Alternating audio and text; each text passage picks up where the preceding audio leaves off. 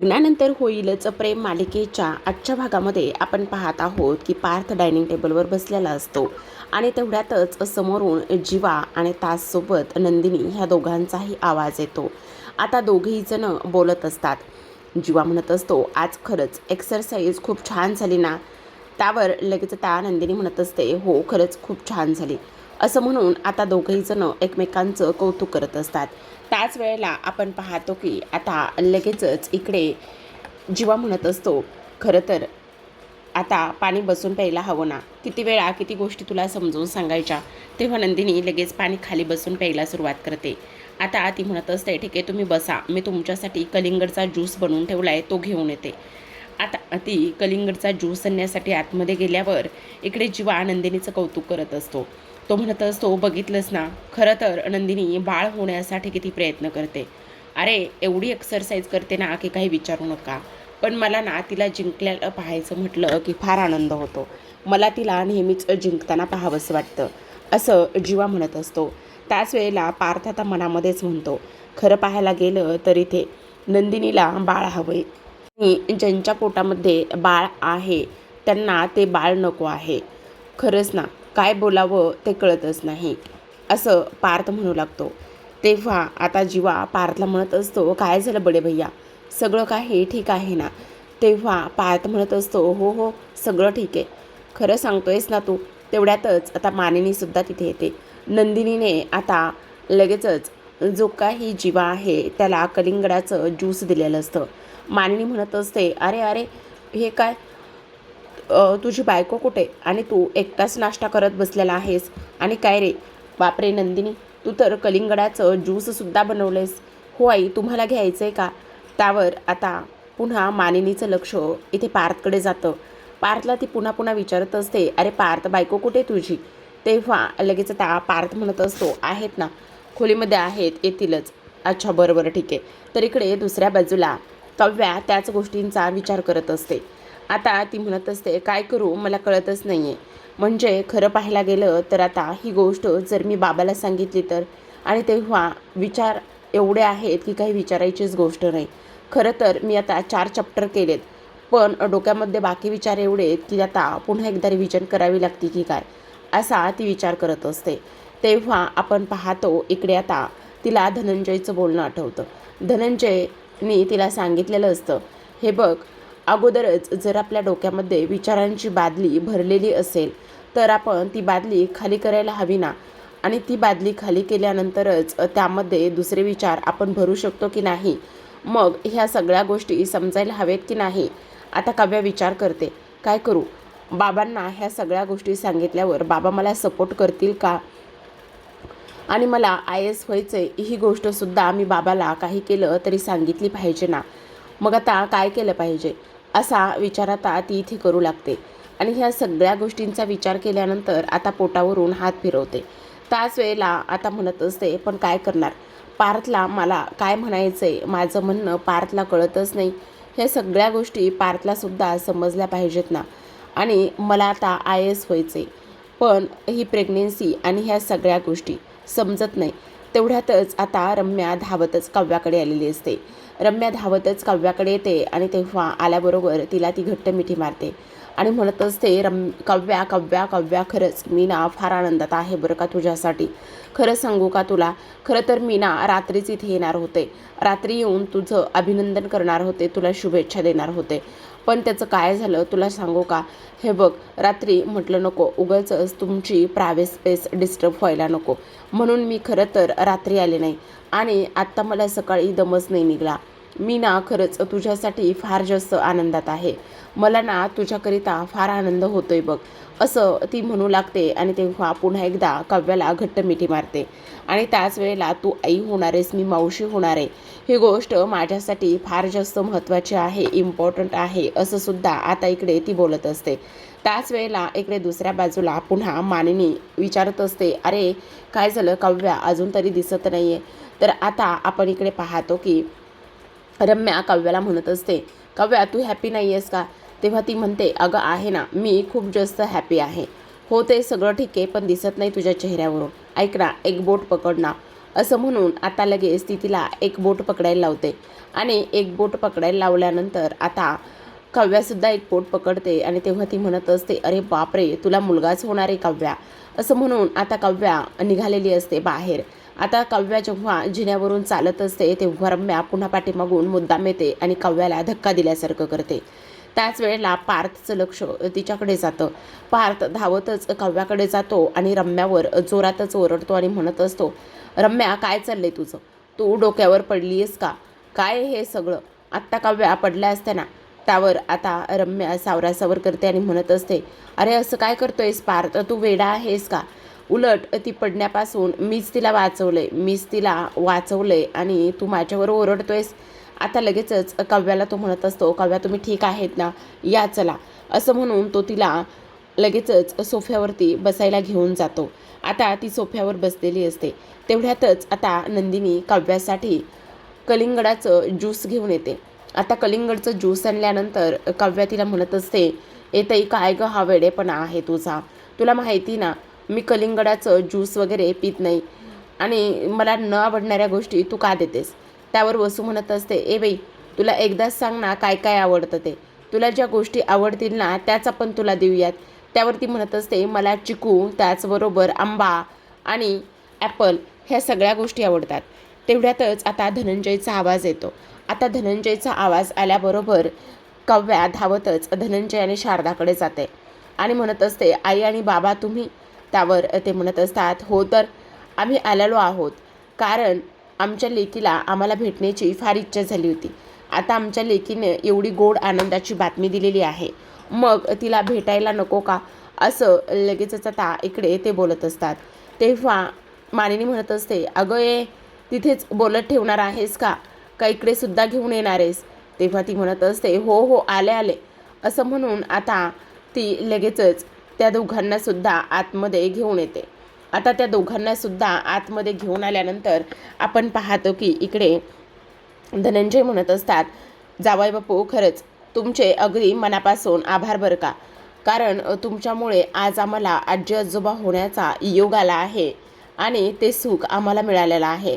खरंच तुमचे अगदी मनापासून आभार बरं का. असं ते बोलत असतात आणि लगेचच पाया पडतो आणि तेव्हा धनंजय म्हणत असतात, काही गरज नाही प्रत्येक वेळ जावयाने पाया पडण्याची. तुम्ही नाही पाया पडला तरीसुद्धा चालेल, तुम्ही मिठी मारा. तेवढ्यातच आता जीवा तिथे येतो आणि जीवा तिथे आल्यानंतर तो सुद्धा पाया पडायला जात असतो. पण पुन्हा एकदा धनंजय म्हणत असतात, नाही, तुम्ही मिठी मारली तरीसुद्धा चालेल. असं म्हणून जीवासुद्धा आता मिठी मारतो. पण इकडे स्पेशल कौतुक आणि स्पेशल अटेन्शन असतं, ते म्हणजेच की पार्थ आणि काव्याला.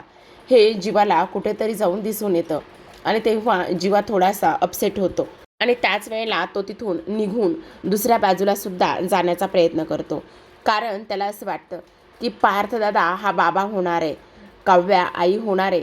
त्यामुळे ह्या दोघांचंही लक्ष जास्तीत जास्त त्यांच्याकडेच आहे. आपल्याकडे कोणीही जास्त लक्ष देत नाही असा विचार आता जीवाच्या मनामध्ये येतो. आणि त्याच वेळेला आता धनंजयनी आंबे आणलेले असतात. ते आंबे तिथे समोर टेबलवर ठेवलेले असतात. आता टेबलवर आंबे ठेवल्यानंतर आपण पाहतो की इकडे लगेचच काव्याला फार आनंद झालेला असतो.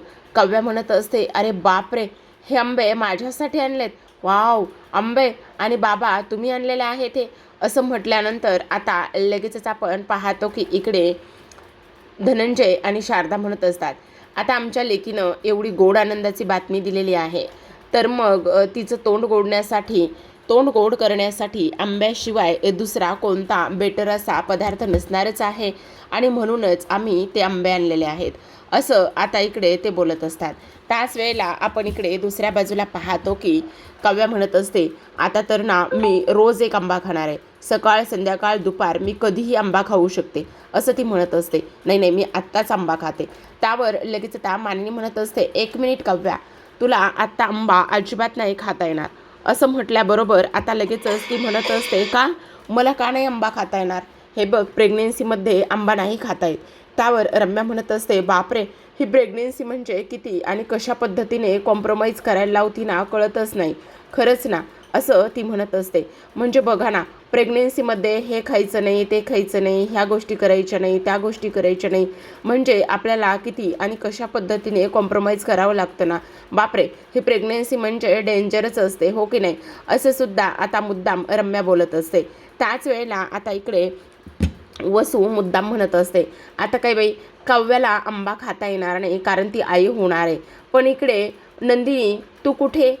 तेव्हा नंदिनी लगेच म्हणत असते, तू कुठे म्हणजे काय वसवत्या, मी कुठे? हो, मला माहिती ना, मी आंबा खाऊ शकते, तुम्ही त्याची काळजी करू नका.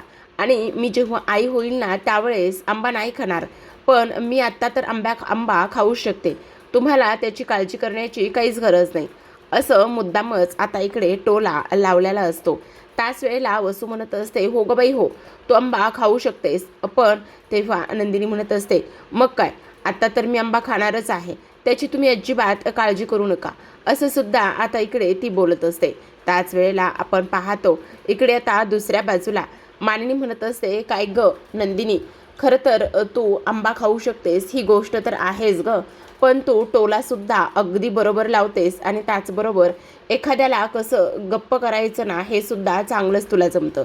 आता लगेचच पार्थ उठून उभा राहतो आणि पार्थ उठून उभा राहिल्यानंतर आता तो एक आंबा घेत असतो आणि आंबा घेतल्यानंतर तो म्हणत असतो, खरंच ह्या सीझनचा पहिला आंबा आपल्या घरी सासरे बुवांनी आणलेला आहे आणि तो सुद्धा ह्या आनंदाचा क्षणाला. खरं तर आंबे मलासुद्धा फार आवडतात, पण खरं सांगू का, आता मी सुद्धा आंबे खाणारच नाही आहे, म्हणजे यावर्षी मी आंबा अजिबात खाणार नाही, असं ते आता बोलत असतात. तेवढ्यातच धनंजय म्हणत असतात, खरं सांगू का, नवरा असावा तर कोणासारखा, तो म्हणजे पार्थ देशमुखांसारखा. तुम्ही पुन्हा पुन्हा आमचं मन जिंकता बरं का. तुमच्या बायकोला यावर्षी आंबा खाता येणार नाही म्हटल्यावर तुम्ही सुद्धा आंबा खात नाही आहात, ही गोष्ट खरंच खूपच जास्त डेंजर आहे. म्हणजे बघा ना, हे काव्यासाठी तुम्ही करताय हे आम्हाला दिसतंय, असं ते म्हणत असतात आणि पुन्हा एकदा पारचं कौतुक करत असतात. आता हे सगळं काही कौतुक सोहळा ह्या सगळ्या गोष्टी होतच असतात. पण लगेचच आता इथे शारदा म्हणत असते, ऐक ना नंदिनी बाळा, मला ना तुझ्याशी थोडंसं महत्त्वाच्या विषयावर बोलायचं आहे. त्यावर ती म्हणत असते, हो आई चालेल ना, बोलूया ना आपण, काहीच हरकत नाही. तेव्हा लगेच आता इकडे शारदा आणि त्याचबरोबर नंदिनी ह्या दोघीजणी त्यांच्या खोलीमध्ये जातात. इकडे पारचं कौतुक झालेलं असतं, त्यामुळे मानिनी त्याचे लाड करत असते आणि तेव्हा लगेच रम्या आणि वसूसुद्धा तिथून निघून जातात. तर इकडे काव्या तिच्या बाबांना म्हणत असते, बाबा मला ना तुमच्याशी थोडंसं महत्त्वाच्या विषयावर बोलायचं आहे. तेव्हा ते म्हणत असतात, हो हो चालेल ना, चल ना. असं म्हणून आता आपण पाहतो की तीसुद्धा आता लगेच तिच्या बाबांना घेऊन तिच्या खोलीमध्ये जाते. आता तिच्या बाबांना घेऊन तिच्या खोलीमध्ये गेल्यानंतर इकडे पार्थला असं वाटत असतं की नेमकं ह्या काय आणि कशाबद्दल बोलणार आहेत. बहुतेक ह्या दोघीजणी वेगळ्याच विषयावर तर बोलायला गेल्या नाही ना, कारण इकडे काव्यासुद्धा धनंजयला घेऊन खोलीमध्ये गेलेली असते आणि तेव्हा पार्थच्या मनामध्ये अनेक विचार इथे येऊ लागलेले असतात. तर आता इकडे शारदा आणि त्याचसोबत नंदिनी ह्या त्यांच्या खोलीमध्ये जातात.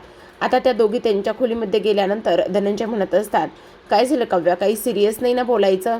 तेव्हा काव्या म्हणत असते, नाही बाबा, पण थोडंसं बोलायचंच आहे. तर आता इकडे आपण पाहतो की शारदा नंदिनीला म्हणत असते, नंदिनी खरंच सांगू का, तुझ्या बाबतीत ती गोष्ट ऐकली आणि तुझ्या बाबतीतची गोष्ट फारच जास्त दुःखद आहे. तू काळजी करू नकोस आणि तू हार अजिबातच मानू नकोस. तेव्हा नंदिनी म्हणत असते, नाही आई, तू वेडी आहेस का? मी हार का बरं मानेल? नाही, आणि मी खचलेली तर अजिबातच नाही. तू अजिबात काळजी करू नकोस, असं सुद्धा आता इकडे ती बोलत असते. त्यावर उलट ती म्हणत असते, अगं उलट आता तर तुला सांगू का, मी डाएट सुरू केलं आहे, बरोबर जीवा माझ्याकडून एक्सरसाइजसुद्धा करून घेतात, त्यामुळे तुला काळजी करण्याची काहीच गरज नाही. तेव्हा इकडे आता शारदा म्हणत असते, हो गं बाळा, ते सगळं मला समजतंय. तर आता दुसऱ्या बाजूला आपण पाहतो की इकडे धनंजय आणि काव्या हे दोघेही जण असतात. धनंजय आणि काव्या असताना काव्या म्हणत असते, बाबा मी आत्ताच इथे आता आय एसचा अभ्यास पुन्हा सुरू केला होता. आणि तेव्हा ते म्हणत असतात, हो मग काय झालं त्याचं, कर ना अभ्याससुद्धा. पण बाबा मला एक गोष्ट सांगा, मी आय एसचा अभ्यास सुरू केला आहे, पण ह्या बाळामुळे मला ते सगळं कसं शक्य होणार आहे? त्यावर धनंजय म्हणत असतात, अगं तू वेडी आहेस का? हे बघ, असा विचारसुद्धा मनामध्ये आणू नकोस. कारण तुला कळतंय का, हे बघ, इथे वर्षानुवर्ष आईबाबा झगडत असतात इथे बाळ होऊ देण्यासाठी, पण त्यांच्या पदरात ते पडत नाही. आणि योगायोगाने तुझ्या पदरात ते पडलं आहे. तर तू असा विचारसुद्धा करू नकोस. असं म्हणून धनंजय निघून जातात. आता ती म्हणत असते, नाही, बाबांशी बोलून काहीच फायदा झाला नाही. मला तर असं वाटतंय की आता एकदा आईशीच बोलावं. म्हणून ती आता नंदिनीच्या खोलीकडे निघते. तेव्हा शारदा म्हणत असते, हे बघ नंदिनी, प्रत्येक गोष्ट सायन्सनीच होत नाही. कधीकधी इथे बाबा लोक, त्याचबरोबर ब्राह्मण लोक, मंदिरं, ह्या सगळ्यांच्यासुद्धा पायऱ्या आपल्याला चढाव्या लागतात. आणि म्हणूनच मी तुला सांगते की काही जरी झालं ना तरीसुद्धा आता इकडे मंदिरामध्ये जावं. त्यावर नंदिनी म्हणत असते, अगं आई, असं काय बोलतेस तू? अगं, आम्ही सेकंड ओपिनियन घेण्यासाठी डॉक्टरांकडे सुद्धा जाणार आहोत. मग तू आता अजिबात काळजी करू नकोस. तेव्हा आता हे सगळं बोलणं काव्या ऐकत असते. काव्याने हे सर्व बोलणं ऐकल्यानंतर काव्या आता विचार करते, मी तर आईशी बोलायला आले होते, पण आईशी सुद्धा बोलून फार काही फरक पडणार नाही असंच दिसतंय. असं सुद्धा आता इकडे ती बोलत असते. आणि त्यानंतर आल्या पावली तिथून माघारी जाते. इकडे आता पार्थ किचनमध्ये असतो आणि तो म्हणत असतो, आता मी हे आंबे कापतो आणि तिथे सर्वांसमोर ठेवतो, म्हणजे त्याचं काय ना, आता सगळेजण इथे खातील थोडं थोडं. आता मानिनी म्हणत असते, काय रे बाबा, बायकोने शिकवलेलं तुझ्या जरा बरंच कामी आलेलं दिसतंय.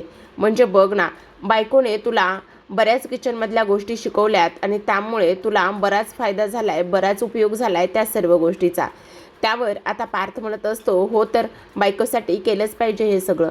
तेव्हा ती म्हणत असते, ऐक ना पार्थ बाळा, तुला कसला तरी त्रास होतोय, तू थोडासा डिस्टर्ब आहेस, ही गोष्ट मला समजते, पण काय झालंय ते सांगणार आहेस का? काव्या थोडीशी नाराज आहे, ती जास्त काही बोलत नाही आहे. काय झालं आहे? तेव्हा तो म्हणत असतो, नाही आई, काहीच नाही. अरे मग डॉक्टरांकडे जायचं, डॉक्टरांकडे जाऊन चेक करायचं, पहिली सोनोग्राफी आहे ती चेक करायची. त्यावर तो म्हणत असतो, हो चालेल ना. अरे चालेल ना काय, जायचं असतं. आई तू पण चल ना. नाही नाही, मी कशाला, जेव्हा तुला ऑफिस असेल, तू बिझी असतील ना, तेव्हा मी काव्याबरोबर जाईल. पण आत्ता हे पहिलं बाळ, पहिल्या वेळेसच बाळ सोनोग्राफीमध्ये तुम्हाला पाहायचं आहे ना, मग तुम्ही दोघेजणच जा. आणि काय हे, आतापर्यंत तुम्ही डॉक्टरांकडे जायला हवं होतं, काव्या बोलली नाही का तुला? त्यावर तो म्हणत असतो, नाही गाई, त्यांना तरी कसं माहिती असणार आहे ह्या सर्व गोष्टी, त्यांनासुद्धा माहिती नसतील ना, असं सुद्धा आता इकडे ती बोलत असते. तर त्याच वेळेला आता तो म्हणत असतो, तू काळजी करू नकोस, आता आम्ही सिटी हॉस्पिटलमध्ये जाणारच आहोत. तेवढ्यातच आता हे सगळं बोलणं रम्याने ऐकलेलं असतं आणि रम्या म्हणत असते, आता बघच मी काय करते ते. असं म्हणून आता तिने विजयला कॉल केलेला असतो आणि विजयला कॉल केल्यानंतर ती म्हणत असते, विजय, मी रम्या बोलते. एवढ्यातच तिने फोन ठेवलेला असतो. आता पुढे बरंच काही बोलली, पण ते काही त्यांनी दाखवलेलं नाही. असो, आता इकडे आपण पाहतो की सेकंड ओपिनियन घेण्यासाठी नंदिनी आणि जीवा हे दोघेही जण डॉक्टरांकडे आलेले असतात. आता तिथे आल्यानंतर नंदिनीचं बेसिक चेकअप होतं आणि बेसिक चेकअप झाल्यानंतर डॉक्टर म्हणत असतात, बहुतेक तुम्ही इकडे अगोदरसुद्धा 2 टेस्ट केलेल्या आहेत ना? तेव्हा नंदिनी म्हणत असते, हो. मग आता तुम्हाला एक गोष्ट सांगू का, आणखी आपण काही टेस्ट करून घेऊयात आणि त्याचे रिपोर्ट्स नक्कीच उद्या येतील, असं आता इकडे ती बोलत असते. त्याच वेळेला आता इकडे तो म्हणत असतो, ठीक आहे, मग आता जेव्हा तुम्हाला काही विचारायचं आहे का डॉक्टरांना, असं सुद्धा तिला विचारण्यात येतं. त्यावर जीवा म्हणत असतो, नाही नाही, मला काही विचारायचं नाही. बरं बरं, ठीक आहे. तेव्हा लगेच जीवा बाहेर निघून जातो. आता जीवा बाहेर निघून गेल्यानंतर ही सर्व गोष्ट जी आहे ना, ती नंदिनी पाहते आणि नंदिनीने पाहिल्यानंतर तिला थोडंसं कसं तरी वाटतं की इकडे जीवाने डॉक्टरांना काहीतरी विचारण्याचा, बोलण्याचा प्रयत्न केला होता, पण तरीसुद्धा जीवा काहीच न बोलता निघून गेला.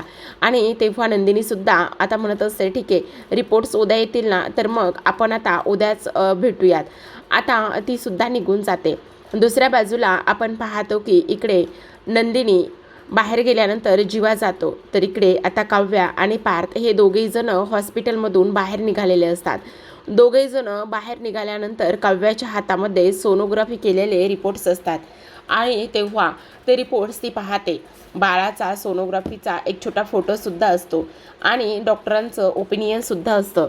आता ती ते वाचते आणि म्हणत असते, बघितलंत पार्थ, बघितलंत का तुम्ही, माझ्यामध्ये कोणाचा तरी एक अंश आहे माझ्यामध्ये आणि तो अंश इथे त्याचे हृदयाचे ठोके चालू आहेत.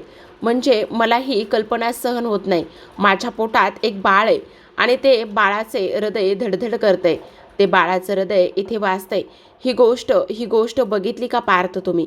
असं आता इकडे ती म्हणत असते. तेव्हा पार्थ म्हणत असतो, हे बघा काव्या, हेच असतं सगळं काही. हे नॅचरल आहे आणि हीच देवाची किमया आहे. तुम्ही अजिबात काळजी करू नका. ह्या सगळ्या गोष्टी होत असतात. हेच तर खरं सायन्स आहे ना. असं म्हटल्यानंतर आता लगेचच इकडे काव्या म्हणत असते, पण पार्थ पार्थ मला ह्या सगळ्या गोष्टी खूप जास्त इमोशनल वाटायला लागलेल्या आहेत.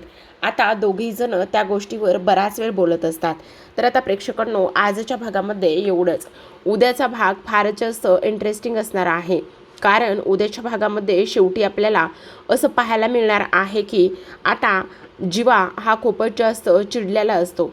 तेव्हा तो म्हणत असतो, मला एक गोष्ट इथे समजतच नाही. मी फक्त बाबा होऊ शकत नाही म्हणून माझं काहीच अस्तित्व नाही आहे का?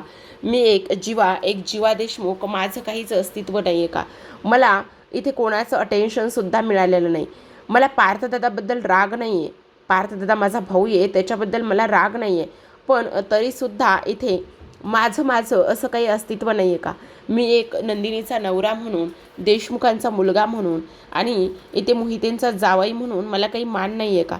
सगळं टेन्शन आणि सगळ्या गोष्टी इकडे आज काव्याला आणि जीवादादालाच मिळाल्यात. मग मी जीवा म्हणून माझं असं काहीच अस्तित्व नाही आहे का? असं तो बोलत असतो. आणि हे सगळं काही बोलल्यानंतर नंदिनी आणि मानिनी ह्या दोघींनाही थोडासा झटकाच लागलेला असतो की जीवा असं कसं बोलू शकतो. नंदिनी तर अक्षरशः जीवाकडे पाहतच असते. कारण हा जीवा असा कसा बोलू शकतो, हाच विचार आता इकडे तिच्या मनामध्ये आलेला असतो. तर आता प्रेक्षकांनो, हे सगळं काही तर होतच राहणार आहे. पण आता काव्याने जेव्हा तिचे रिपोर्ट्स पाहिले तेव्हा मात्र तिच्या मनामध्ये काय होईल आणि त्याचबरोबर घरी आल्यानंतर ती नेमका निर्णय काय घेईल, हे सगळं काही उद्याच्या भागामध्ये पाहूयात. तोपर्यंत पाहत राहा लग्नानंतर होईलच प्रेम. भेटूयात उद्याच्या भागात.